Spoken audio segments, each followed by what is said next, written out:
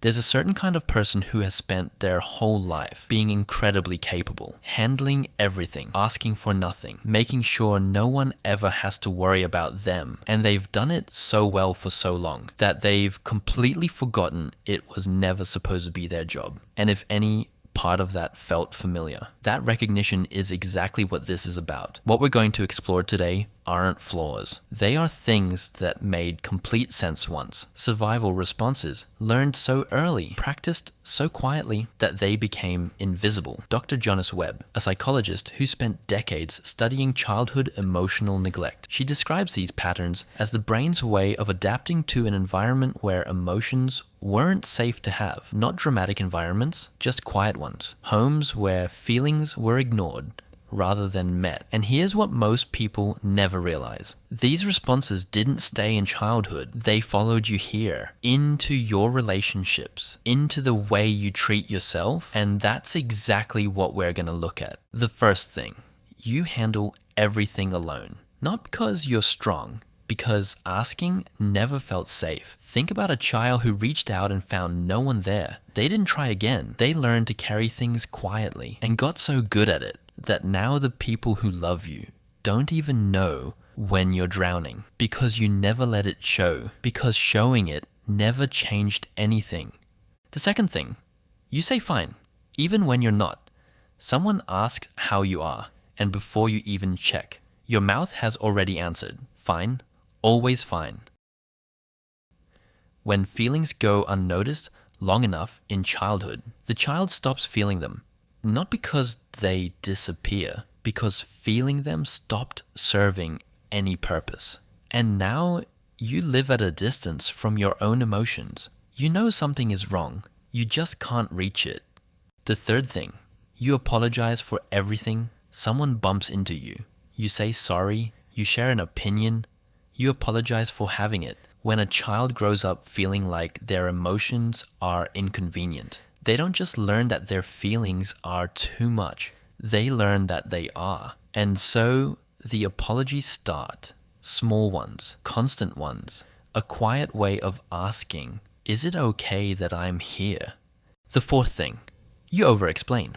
A simple no becomes a paragraph of reasons. A small decision becomes a full justification. You explain before anyone questions. You over-prepare your words before they even leave your mouth. This is what happens when a child learns that being misunderstood has consequences, that a wrong tone, the wrong words, the wrong timing could make someone pull away. So you learn to cover every angle, to leave no room for anyone to get you wrong, because getting it wrong once felt like losing something. The fifth thing, you forget yourself. You forget to eat until your hands are shaking. You push through exhaustion until your body forces you to stop. You ignore pain until it becomes impossible to ignore. When a child's emotional needs go unmet consistently, they learn that needs in general are not worth attending to. So they grow up treating themselves the way they were treated, like someone whose needs can wait.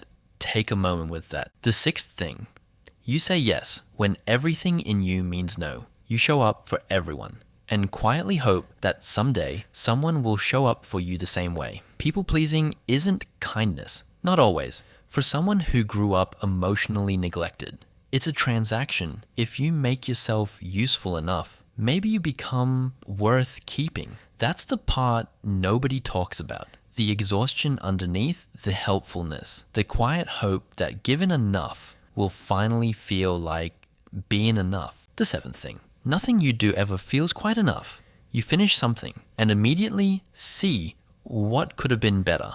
Perfectionism gets called ambition, but for someone who grew up emotionally neglected, it's an attempt to earn what should have been given freely. Dr. Jonas Webb calls this one of the most painful legacies of emotional neglect. The belief that love is something you perform your way into, not something that simply exists for you. And the eighth thing, the last one, is the one that explains why even when everything is going well, something still feels just slightly out of reach. The eighth thing, you keep people at arm's length. Not all people, just the ones who start to get close. There's a moment in every relationship where someone tries to really see you, and something in you quietly steps back. Not because you don't want to be known, because being known has always felt unsafe. A child who showed their real self, their fear, their need, and found an empty room. No response, no comfort, just silence. That child didn't try again, and neither do you.